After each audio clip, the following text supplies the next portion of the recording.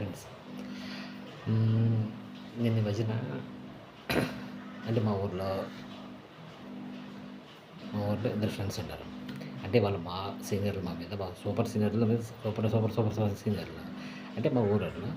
అయితే వాళ్ళ ఫ్రెండు మా పక్క ఊరాయన.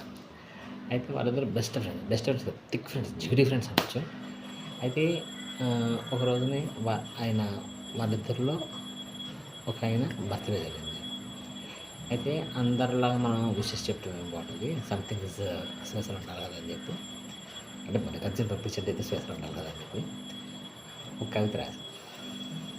అఫ్‌కోర్స్ నా మిడిమిడి జ్ఞానంతో రాశానండి. మీలాగే అంత తిరగడానికి కాదు నేను. బట్ నేను రాసా, ఐఎమ్ హ్యాపీ, బాగా వచ్చింది. అయితే ఆ కాన్ఫిడెంట్ నాకు ఉంటాయి. అలాగే ఆయన రిసీవ్ చేసుకున్న ఆయన కూడా చాలా హ్యాపీ ఫీల్ అయ్యాడు.